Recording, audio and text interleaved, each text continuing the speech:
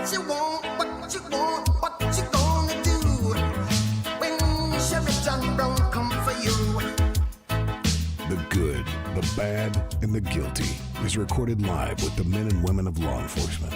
All suspects are innocent until proven guilty in a court of law. Now, here's your host, Iredell County Sheriff Darren Campbell. Bad boys, what you gonna do? What you gonna do when they come for you? Well, welcome everybody to The Good, the Bad, and the Guilty. Today, as you'll see across from me, we're going to have a good show. I've got Troy and Cody, and I'll introduce them in just a little bit. But, Cody, this is Cody's first time on the radio. So, First, let me thank everybody for joining in with us. It's been a couple weeks. I hadn't been here, but it sounds like the show, Matt took care of it last week very good. And, Troy, you've been here a lot of times. So, let's see how good our advertising is. Who's our sponsor? Harrison's. Yeah, You're right. Good That's place. good. Good people. It's and we do. They're good to us, and I'm not just saying it. Yes, they do sponsors, but they do in general a good job, especially come Christmas time. They love seeing us. So, But from the job site to the rodeo to the backyard hammock, Harrison's has you covered. They're the Southeast leader in Carhartt area workwear, and nobody has more in stock work boots than Harrison's. They can get you ready to go scooting in from the Western favorites like Cinch, Rock, Roll Denim, and Wrangler.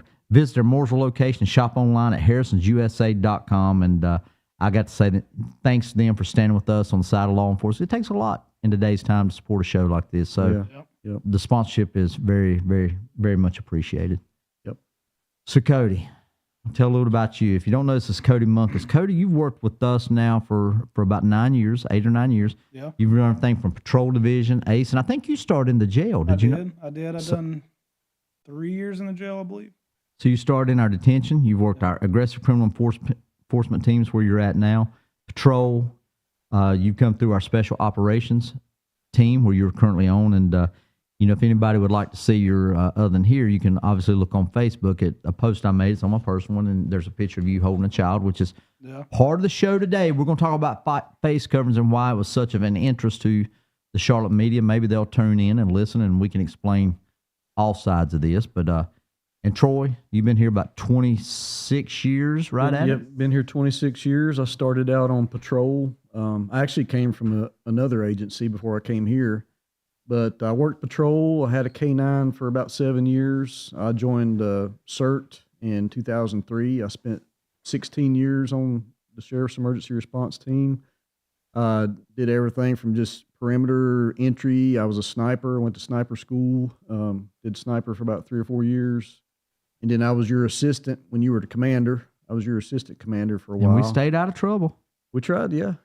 We did pretty good, staying out of trouble. But, and here we are today with Cody and him, and we're in trouble sitting here and going to talk about it. Yeah, I know. Well, a lot of, and you're right. We served together on the team for many years and in different aspects of the job. But part of this show is, I made a post last night. Really, we always promised in the field of law enforcement, especially here, we're going to be very transparent. We're very open to the public, and we want the public to understand. So it's a good opportunity.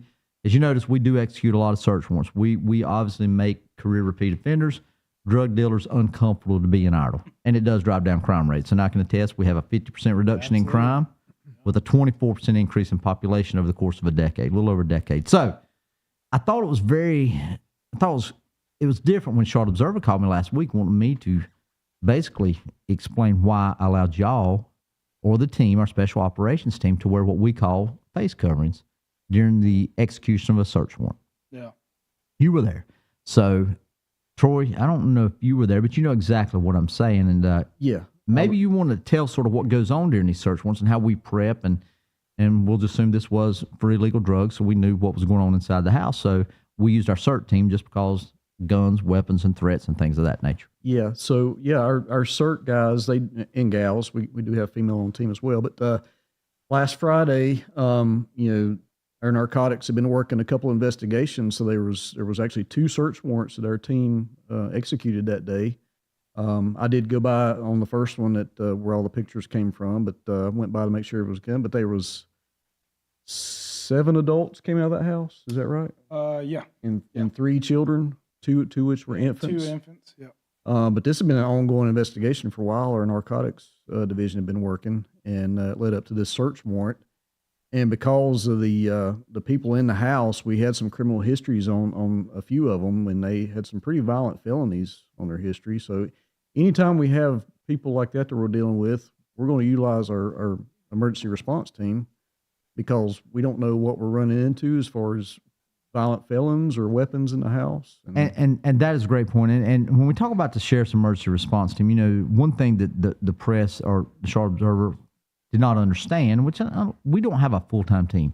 Yeah. We draw our members from different divisions, maybe narcotics, who's working undercover cases, and they most likely, and did in this case, were working cases involving these individuals. Absolutely. You and some of the other ones that's on the pictures later with the face coverings down, and we'll get into that a little bit, y'all were in uniform position, so it's not a big thing. So obviously the protection of the identities is very, very, very important to us, because us that work it know that the drug dealers want to know who you are so they can harass you, tell their friends, take pictures of you. That's totally, does it bother me? No, it just don't. But I want to hit on the CERT team, some of the stuff. There's 19 deputies right now that are assigned to our CERT team members, in addition to their primary assignments. Now, this is extra. This is above and beyond that you respond, and they are basically, and I guess the best way that I would explain it would be high-risk incidents requiring advanced tactics, equipment, and training. The training that we do is specialized weapons, tactical operations, trauma, first aid, building entry, clearing techniques, high-risk warrant service, things like that. We do school bus entries. We do. We've done airplanes. We've done hostage rescues. We've done hostage escorts. So this is above and beyond what your normal job would be. Absolutely. So, and I guess that is one of the things. And the other day, and I think people understand, but to lay it out, you're going from a search warrant where there's people, potentially weapons. We did get weapons out of these houses. Yeah. We know the drugs are being sold. To go from that within 4 to 5 minutes to holding a baby and having to feed a baby. Yeah. Yep. So that's the reason I chose the position I did to educate people yesterday and to understand what it's like to go from this type of emotion, from hitting a team, this kind of training, to holding and feeding a baby. Got to be able to flip the switch, per se. So my thing, you're not a dad yet. No. Yourself. No, sir. We have had those discussions. Absolutely. And put you on the spot. Yeah. But anyway, how does it, and you can sort of, I guess, on behalf of the other team, what's that like? As far as For you to go from the entry to then have to take care of a baby. I mean, like I said, you kind of got to switch gears. I mean, you go from hitting the door with a ram, going in there, you don't know what you're going into. We know there's people in there that got weapons charges, assault on officer charges, all that. And then obviously when it's all said and done, you got the place cleared out. You got to take care of 2 infants that are in a crib inside a room that's also got fentanyl and methamphetamine in it. So, I mean, you got to be able to turn it on and off. And a lot of people don't understand that a lot of these guys have home lives like that. Mm-hmm. They're used to turning it on and off. When you go home, you got to turn it off then. So, I mean, whenever law enforcement, I think it's nothing law enforcement, and we've got about 15 seconds. We're going to take a break, but we'll come back. And, law enforcement is one of the highest, I guess, professions for alcoholism, suicide, divorce rates. And, this is the kind of stuff that we deal with on a daily basis. And I think, and we're not bragging about it. We just want to educate the people. And I wish sort of the media had done that. But we'll be back in about 2.5 minutes.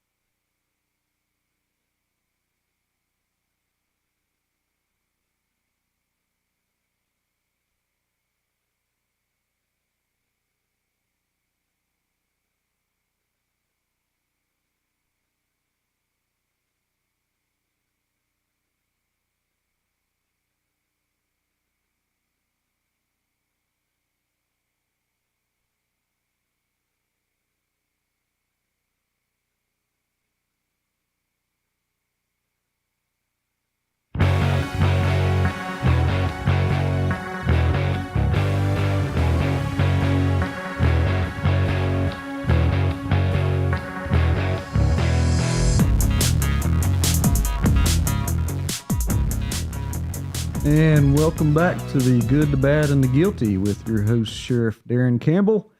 I'm Major Troy Miller, and we're here with special guest K-9 Deputy Cody Moncus. And today we're talking about the Sheriff's Emergency Response Team. We are, and while we do certain things, obviously Joe, and I know Joe's over there watching. I don't know who picked the music, but that's a different tune. But it's good. But Troy, you had some points talking about from serving as team leader and serving on the SWAT team. I mean, you know, we cool. Y'all got the Bearcat for hostage rescue, which, you know, obviously at one point it was excessive to was shot at 300 sometimes. There's a lot of things. So some of the specialized training that where it's come from, where we used to be, to where these guys are at now. Yeah, it's amazing because I know when we were on the team, the only real protection we had were shields that we carried. And I know right before I came off the team, we were working on getting the Bearcat, which I was very happy because I knew, you know, I wanted to see that happen because I knew the guys needed that. It's paid for itself for sure. Absolutely. And that's a good point from where we was at. We never had that. What's it like for y'all as a team member and your fellow team members to have the type of equipment? And not only is it used for, you know, active shooter threats, we know we can go to schools, we know we can rescue kids, but what's it like to be sending a thing when it's getting shot at and have the capability to be safe? It's nice, I'll say that much. I was actually looking out the windshield when it got hit with 2 308 rounds and spiderwebbed the windshield. At that moment in time, I was very thankful for it. I believe every time we've been called out, it's been shot. Obviously on, you know, search warrants, it doesn't get shot and all that, but every time we've been called out to an incident, it has been shot. So definitely paid for itself over and over again. Like you talked about shields, that's kind of not really a thing of the past, but with Bearcats and all these armored vehicles and rooks and all that, they're not used as much as they were back in y'all's day. And it makes things a lot easier just to be able to pull up in the yard. And we're very lucky the citizens support us like that. You know, obviously the Bearcat, the drug dealers pay for that, so that was even a better deal. But, you know, the rook and things was something that was made possible with us and the board. It's good that the citizens do support us. And there again, the big shooting we had or where the guy, you know, ultimately ended up killing himself, but was in a second-story house out of Mooresville on a Saturday morning around 8 o'clock. We had no solution to stop that shooter from a second level on a Saturday morning at 8 o'clock in the neighborhood where everybody was at home.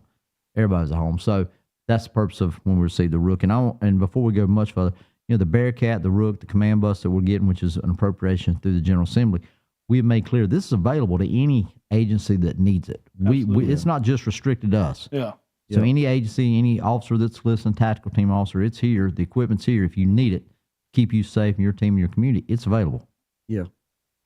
But talking about the incident last year on Langtree, I remember thinking, you know, how we would have handled that back in the day when we didn't have the Bearcat. You know, how would we approach that house? It's a lot of things. The Bearcat has definitely made the job easier and safer for these guys now. So I'm very grateful if we'd have had the rook that day, it'd have been even better with a second story, like you said. I mean, well, and the robot. You know, we did appreciate the Marshal Service allowance to use one, and luckily, I hate to say luckily, it's tragic the way it ended out, but it was not a lone confrontation with this individual. You know, and that's another capability we've got, the robot to access second levels, and it's not there underneath houses, confined areas where we don't put officers in danger. And you know, the technology, we've not done this so much on the tactical side yet, but even drones, indoor drones. Yeah.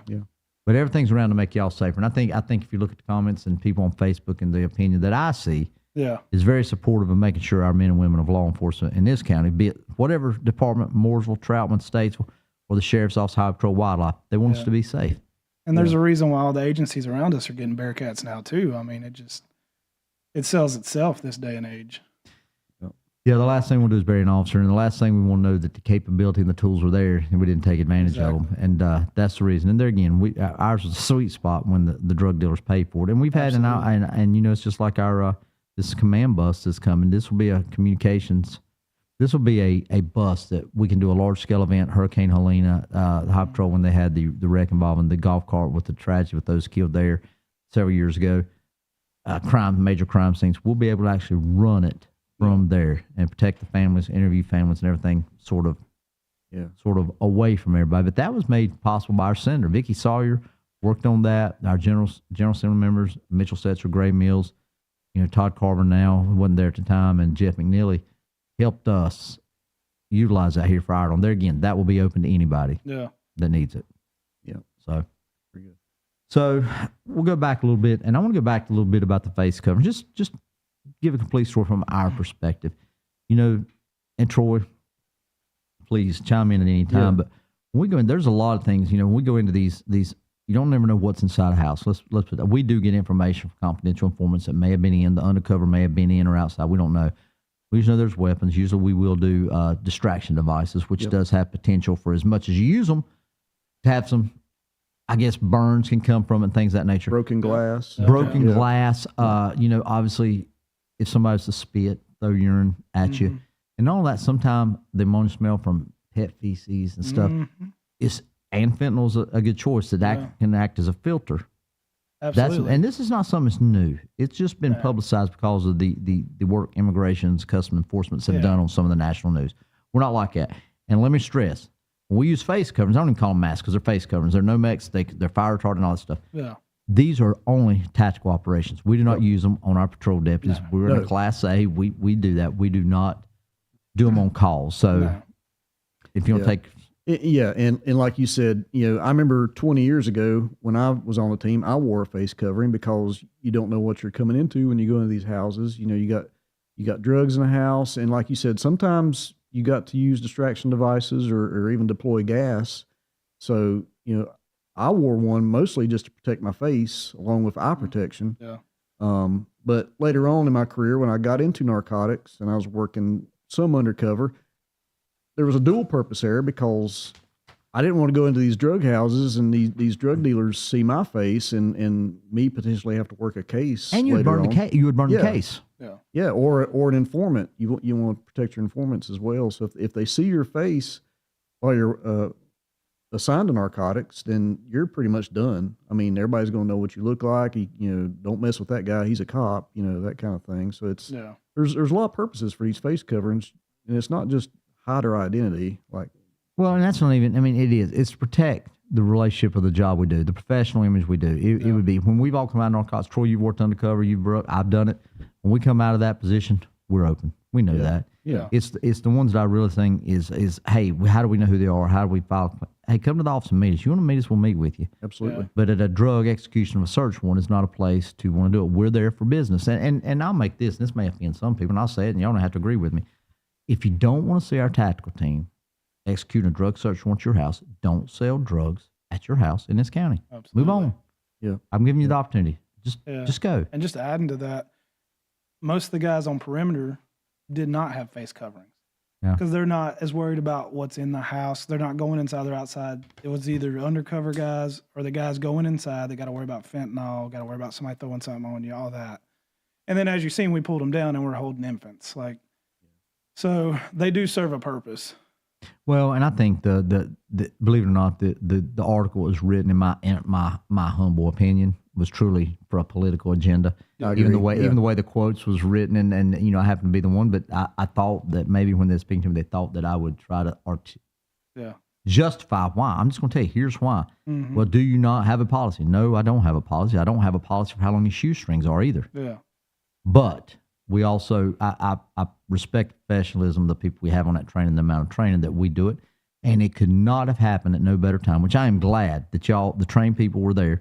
In addition, not just y'all, but patrol and everybody.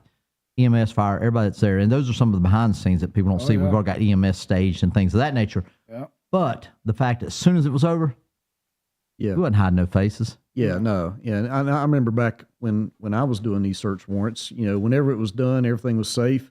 I'm ready to get a lot of that stuff off of me because it's so hot. Absolutely. Yes, and Troy, let's just go ahead and say it. Our vest was real. Ours was heavy. Yes, ours was much heavier. Just to let you know, these rookies now they get the comfortable vest, they can flex, and they got the nice clothes. Ours was old BDUs. Yeah. I think the vest weighed 90 pounds because we'd prop up against trees to get the weight off of us. They've come a long ways. Yes, they have. They're nice. Yeah. Well, just so you know that.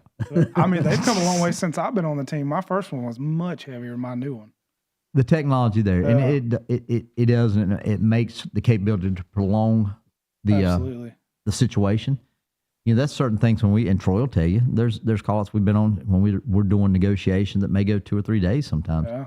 We just worked a lot with Catawba through the whole weekend with Catawba and Alexander County, and those teams have to be ready because you're wearing that equipment in the back of a vehicle for 7 and 8 hours. Yeah, it's hard. It's very taxing on a person, and absolutely.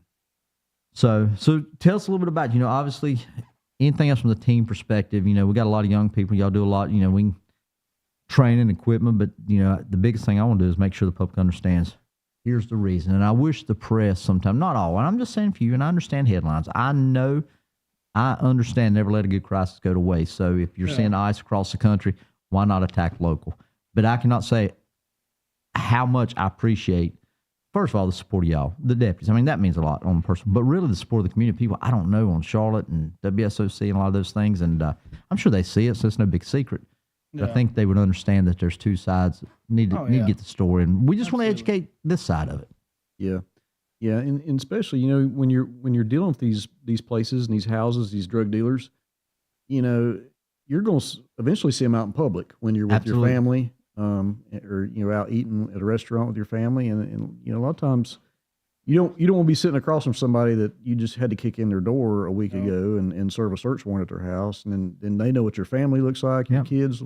So that's another issue too. But, and I love the way we've seen through the deer and defund. We don't have that here, but you've seen it in protests. It's the concealment and the different methods was protected. Same thing we do.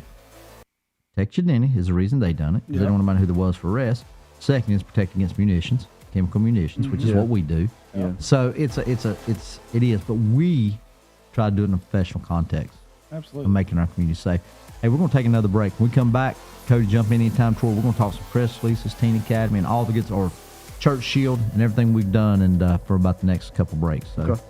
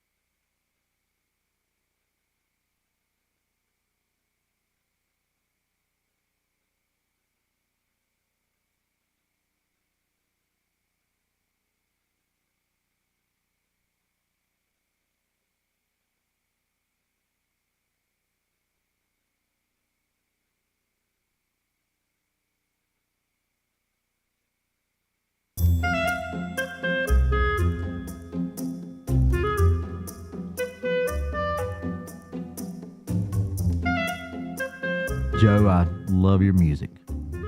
Or Bill's music, whoever. Well, Troy and Cody, hey, again, thank y'all for being here today. We're welcome back to the Good, the Bad, and Guilty. And before we move on to some of the cool stuff like our church shield and things that we've got going on, we wanted to wrap up. And Cody, I think it's good you being a younger officer now. And I didn't ask you, how long have you been on the team now? About 2-3 years? I've been on, I think I'm going on 4 or Okay.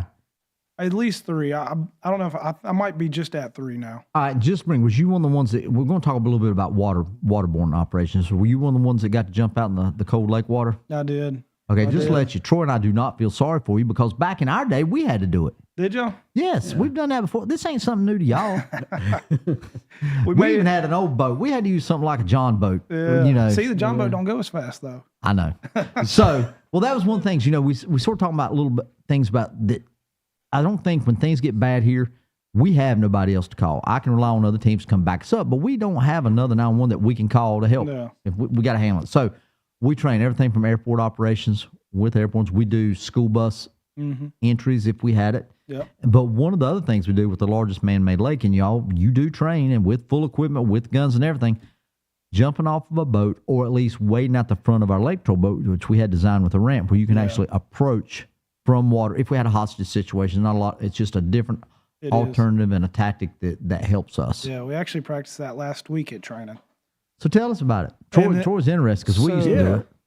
I will say the ramp we had put on our boat is nice. A neighboring agency had a boat out there. They did not have a ramp. We was the first one, Jared Church, first one that designed that in the country. It is much more difficult to get on and off that boat quietly. This last week, though, the fire department brought in some rubber boats that we can actually paddle in on, be a little more discreet if need be. We practice getting on and off, walking through the woods under night vision on an island out there on the lake. We jumped off the boat, obviously threw the new guys off the boat, let them practice jumping off with guns and stuff. Hold on, you said threw the new guys off the boat, Yeah, I mean, let we them didn't physically practice, more throw like them seeing if off, they can but- tread water. We got to make sure they can swim. How deep's the water? I mean, we're Never in mind. the middle of the lake. So. Okay, Troy, moving on. No, they had life vest on, so they're good. But we practice all that because I mean there could be an instance where we need to approach from water. Yep. Well, you know, it's funny. Troy will know exactly what I'm talking about. Probably about a year and a half, maybe it was even last summer. I can't remember when we had an agency that had got the county lines confused, was doing an active shooter drill. You remember what I'm talking about? do. And I'll say this: they was doing an active shooter drill on the lake. We got a call to our 911 center, not another county, that said there was a female with a gun and 3 bodies had been thrown off the boat. Well, our lake patrol responds, and that would have now come to find out that was actually a training drill that we were not notified about. Right. Yeah. No. So we our weren't. lake patrol show up with fully automatic rifles on the boat, which we're equipped, 2 tactical guys. That could have been bad, but the potential, the reason they train it is because of potential for it to happen. So we had to be prepared for it. And they were. I was not on the boat, obviously. I'm not on lake patrol, but they handled it very well, especially to think it was a real situation. Yeah. I mean, like you said, we got the biggest man-made lake in the state. There's a lot of houses out there. I mean, the last 2 big incidents, I hate to say it, but they did happen in Mooresville. So, I mean. And the thing about those roads, not all of them, they're very narrow, they're very windy, believe it or not, in the coves. They match coves. Yeah. So if we did have to get a lot of people deployed, because we don't ride in a big bus, I mean, we can meet somewhere and be transported in. Yeah. But we also need to have, they'd expect us to come if they're, From the road. Yeah. we've got to be able to approach different tactics or different methods. And then, like I said, we practiced under night vision if you need to go in at night, all that. So, I mean, it's good training. We do a lot of stuff. Like you said, the bus assaults, we do that at least twice a year. And you know this, well, I'm sorry, go ahead. That's something, obviously, I mean, God forbid we ever need to actually do one. I mean, that's a terrible situation, but we're prepared to do it. I mean, everybody on the team can about do that with their eyes closed. We do it so much. Right. But we do that. We do the lake. Woodland, we do a lot of woodland operations. woodland ops, Yes, yeah. woodland ops. Obviously, we got a lot of the northern end of the county. So we do that a couple times a year. Got to be able to know how to move together in the woods. And Well, there's a lot, communications, the digital, the encryptions, a lot of stuff's digital, cell phone, GPS, the 1-word or 3-word apps. There's so many different things that when Troy and I were there, hey, go to the top of this hill, turn left, come back down, get in the culvert. I mean, that's the way we was taught. Y'all now get recordings, communicate on encrypted channels, and there's a we lot. got drones in there. And drones that can feed to us. So I could be so out of state actually watching the call out on a drone. And I think that technology investing, but it keeps y'all safe. Absolutely. But it also makes sure our community's safe. And that's the reason, but you know where everybody can experience this, don't you? Every citizen here, if you want to do it, you know where they can see it? All right, Cody, where? The Citizens Academy. Which is, if we'll move into that, but if you come to Citizens Academy, and I think we're going to do one in September. I could be wrong. I think Bill may even have my pack, but it'll be on Facebook. So if you want to come in, I even let them, what do we get to do? Go to the firing range. Yep, firing range, yep. That used to be a big secret, word spread. Oh, people love it. Yeah. I know. That's all they talk about. I know. There's a couple people that have been 2 or 3 times now. Yeah, they're going to have to start bringing their own bullets. But we obviously we don't sit out here and spend all day, but it gives a chance because we work for the citizens. This is their sheriff's office. This is my name's on the door. We just get to be employees here. Yeah. Well, and it's good. It's good, and it builds up relationships, and that's one thing that I wish sort of the press sometimes, and a lot of them here locally does, but it's not just that. It's relationships with us that allows us to get the information that trusts us, just like these search warrants going back. It's public information that trusts us that we're going to follow up on it. And see, that's actually the one where we're holding the babies. I received a phone call, somebody giving a tip about that house selling narcotics. And that is how that ball got rolling. That's how we ended up at that house. Made a few undercover buys out of it, and then there we are. So the tips really do help. And now those that were selling drugs, now they don't have nobody stealing, breaking in houses to trade in to get drugs. So it's a whole, that's the reason our crime rates have went down so much. And I'll say when I stopped by down there, that's a very highly populated neighborhood, and there was so many neighbors coming out, see what was going on, and so many people were like, "Thank you so much. That house has been a problem." So it was a big community impact. Everyone we do, I think, people. A lot of things we get come from information from the citizens. Yep, and a lot of that you can give to us. Follow us on Facebook. It's one way. You can email us, but one of the great ways to send us information, you can remain anonymous, is through the app, and it's free. Download the Iredell County Sheriff's Office app. It'll, we don't send out a lot of notifications, but if you get a notification from that app, I've had a lot of reporters tell me when they hear that thing ding at night, they know it's something because it's somebody maybe missed with special needs, a medical condition. It may be during the day. That is where I will be first communicating any school threats, active shooters that we have. I spoke to Dr. James about it, and the way we will, because if I put it on social media, then the comments, it just gets, you get information that's so repetitive and not accurate. We can actually put it out there. Here's what's happening. Here's a reunification location and things like that. And that's why. So download our app, and you can see if your neighbors have been in prison or in jail or whatever. That's parts of it, gun permits and everything like that. So sex offenders. Yeah.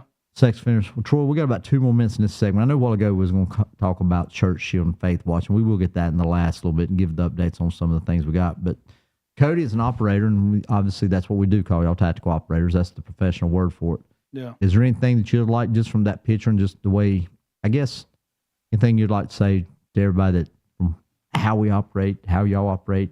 Yeah. So, I mean, there's a reason behind everything we do, whether it be something as minute as a face mask or the way we approach a house or whatnot. It's not always face value as people see it. And obviously social media distorts a lot of things. So I think if you're somebody that's curious about that, come do the Citizens Academy.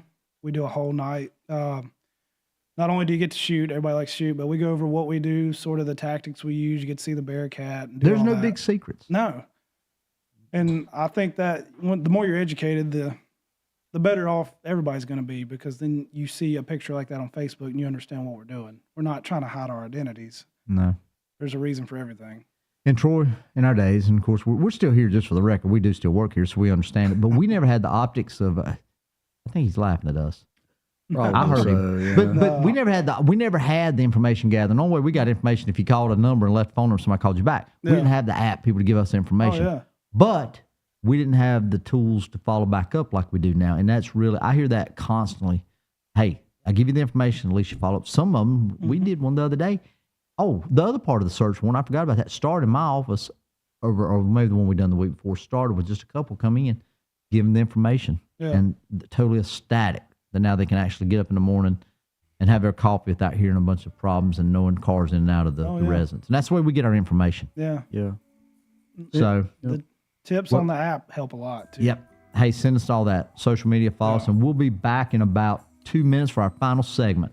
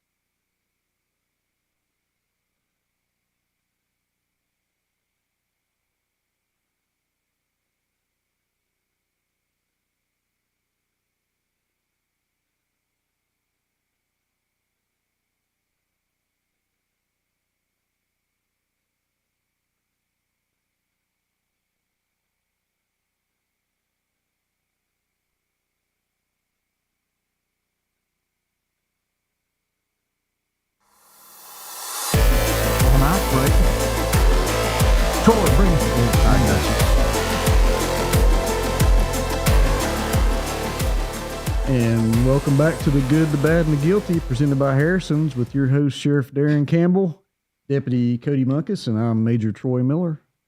You're doing a fine job, Troy. Thanks, I appreciate it. We're going to give you a raise. Oh, yeah? Cool. Uh-huh. What do you think, Cody? I'll be looking I forward to think it. he deserves it. Hey, Okay. thanks. Okay. Well, we have talked about the CERT team again, Cody. All the guys appreciate the training. It's tough. Yeah. But I'm not going to let you head off easy or that easy because Troy and I have been there, so it is what it is.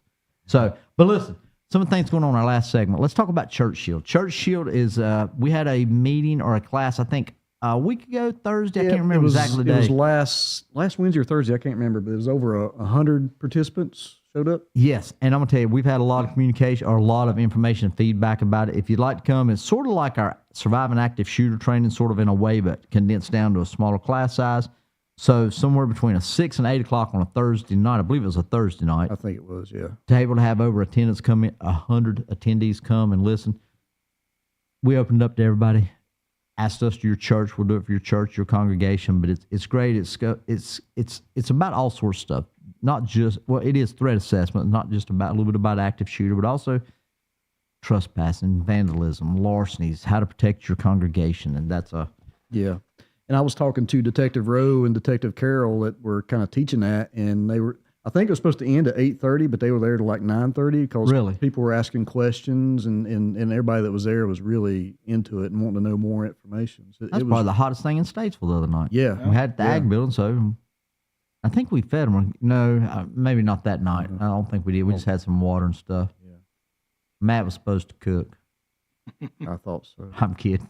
He wasn't. So that's great. So let us know. We'll announce it. We'll do some of those other classes there. Again, I'll refer you to the app, Facebook. We put all that stuff out to the press, or at least on our social media, because sometimes the press is a little slower than we would like to give people a little, I guess. And I think we Tell us also what tell people to call the sheriff's office and ask about Church Shield if they're interested. So. Yep. 704-878-3180. If they give us a call, email any of us. It's all, we got iredellsheriff.com. You can go in and find any email for anybody, as well as, like I say, the app you can too. But so, Yep. So Troy, we did have two, and Cody, I'm sure you work with these fine individuals. Probably seeing a lot more. Is we did have two promotions, Troy. If you can go, I'll take Finch. Finch is he's been now sheriff's office, started his law enforcement career in 2015 at the Forsyth County Sheriff's Office, and and then he came over here in 2018 after completing all his stuff at, well, let me rephrase that. After he got out of BLET, he come here. He served with us now for, I don't know, 5-6 years. Yeah, right? sounds So about he's somewhere like that, but he has been a sergeant in our patrol division, and he has recently been promoted to our school resource position, lieutenant. Got a lot of people there, good sergeants, good officers. He just brings a little bit of that extra thing to that's something we're looking at for the SRO to go. We don't want to just stand. We want to be very proactive. And Yeah, and he brings good leadership to that unit. So then and like you've said before many times, that's our largest unit at the sheriff's office. And they're involved with it every day. Today, I bet you we had 10 different texts of stuff and things that's going on, so they do a good job letting us know. And the next one is Deputy Green, who completed basic law enforcement training at Mitchell College in September of 2023. He actually came through our deputy candidate program. Yes, he was a candidate. He holds an associate's degree from Wilkes Communication. He's had his training. He's got a lot of training on interdiction, interview, interrogation, standardized field sobriety testing, and certification as a chemical analyst and as a field training officer. So he's accomplished a lot in 2 years. Yep, he's going to be Cody's new co-worker. Yeah, he's actually going to be working on my squad. Oh, my. Yeah. Yeah. I think they'll do good, though. Yeah. I think they will. Yeah. I'll brag. Yeah. And, you know, a lot of it is, you know, to me, it's not just the verbal interview. And, Troy, we spoke about this. Not just that. It's also what you do and how you arrest and how you deal with the people. So he's a young officer, but I think both of them is young, but I think everybody wish them well on their new roles. And Absolutely. When does he start? I believe. Or transition out of where he's the at now? 4th. Yeah, it'll be a couple weeks. He'll transition from patrol over to the aggressive criminal enforcement team. Yeah. So What are you going? So, you know, why that? What's he going to expect when he comes over with you? I mean, it's a little different coming from patrol. You know, that's where I come from before I went to the ACE team. We get to do a lot of the fun stuff, I guess you could say. And then all these, we just talking about the app and the complaints. Most of those that come to us. A lot of them are narcotics complaints. So we'll go do investigations, knock and talks, you know, whatever. And look into that. And those actually lead to a lot of cases that we make are from those tips. And you feed a lot and cultivate a lot for narcotics. Absolutely. And then we obviously we stop a lot of cars, work get a lot of break-ins in the area. We'll go work that area and try to, help out CID and get all that handled. And one thing y'all do, and sort of this goes back to certain, I'm going to say this earlier because I had it wrote down, but y'all do a lot of, believe it or not, we have a lot of dignitaries that come here. We have a lot of federal people that come here, and we have to do certain kind. We work with the Secret Service a lot on different things, as far as families and past, whatever, whoever. Mm-hmm. But y'all, that's another aspect you have, as far as he can look forward to the ACE team. Oh, yeah. We work closely with a lot of the like HSI guys and SBI and all that.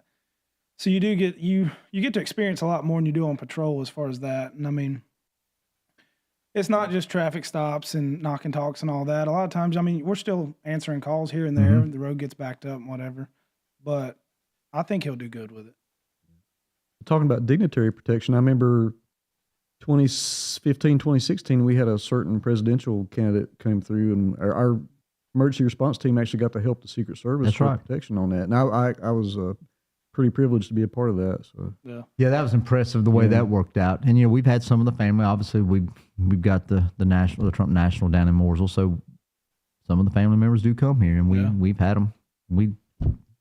Well, without saying it, we've done a lot of protection along with Secret Service. I think there's certain things that we've done to prepare ourselves for that role, and of course they give us heads up, and we can activate our plan. We know a lot of stuff that's took a couple of years to get everything planned out, but I guess I don't use the word safe routes, but the way to handle situations is coming. And I'm thankful to trust y'all, and I thank y'all for doing the good job. Well, we appreciate it. We try. So, Troy, we got about 5 minutes, and I don't know, we've got a few press releases which you can read about on the app, but I also know before we wrap up, and Cody, we may hit you back with some questions, but I know that we just put, if you want to see a video of a case that you're trying to work or your investigator's trying to work on Facebook.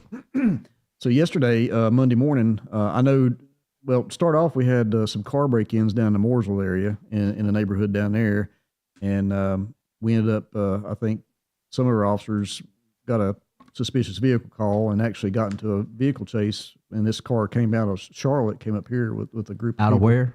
Charlotte. Breaking into vehicles in some of the high-end neighborhoods around Lake Norman. So that started off our Monday morning with that. But later on that morning, we get another call on the west side of the county. An individual had a garage. His garage out behind the house got broke into, where he stored some motorcycles, dirt bikes, that kind of thing.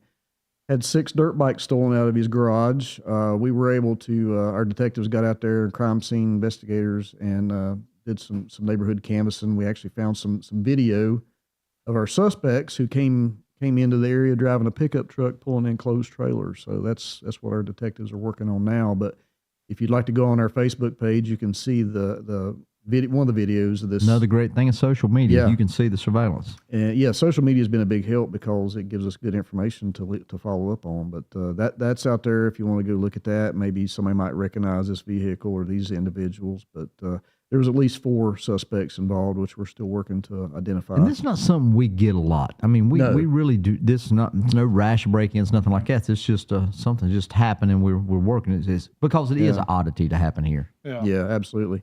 This, especially in this area in western Iredell County, this was very unusual. So we don't know if our victim was targeted specifically, but or if somebody knew he had these dirt bikes in this building, but that it's not something that's normal out there in that area. And, our job as investigators will figure out what's the connection. Now, I don't know this case because I don't know who your victim is, but I'll just say this is a good chance to do stuff. If you do have stuff, be very watchful of who's around your community. Be watchful of, simple as your location service. If you're on some of these. And Cody, you may be able to educate Troy and I more than this, but like Instagram, some of them have location services. Mm-hmm.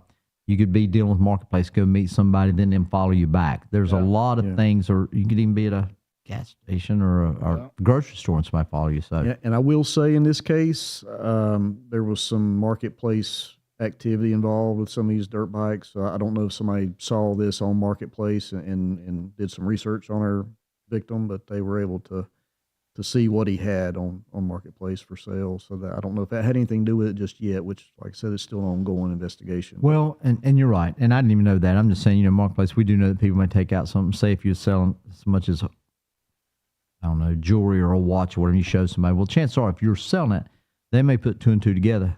Hey, I'll just wait. Falling back, he's probably got more. And we've seen that, not just scam. Obviously, I would never order nothing online unless you just know them. As far as ordering from off marketplace, try to meet people, but always make it in a public place. Yeah, absolutely. Yeah. And that's off a little bit of what this is, but you said marketplace may be tied into it. Just be aware of your surroundings. Don't be so trusting of people because they can come see one thing and then you never know. Be careful how you post it. Yeah. You That's obviously another good don't want point. a good picture of your house and whatever you're posting on Facebook, then they can possibly figure out where you live and this happens. Well, we've said this 100 times. Not only just that, when you go on vacation, don't say it's. I would recommend. Don't say it's a great week down here at the beach. We're enjoying our family, and wait till you come back. Wait till you come back. Yeah, wait till you come back. So yeah, absolutely. Troy, what else we got going on for the rest of the week? So while we're hitting on it, we have been getting a lot of phone calls from people here recently. It's been getting scam calls from people identifying themselves with the sheriff's office. I had one today at lunch, and we recorded it. My wife had one the other day, so she's like, "Do you have a Sergeant Wilson?" I was like, "No." So I called the number back, and me and the guy were going back and forth arguing. Like I said, "You know who you're talking to, right? This is Major Miller at the sheriff's office." He's like, "No, you're not." Well, today I told him finally after I listened to it, I said who it was, and they hung up real quick. But they were Lieutenant Bell, and I think the other one was Davis. And they were, and I'll tell you what's weird, just so people listen. It was threatened, had the lady upset.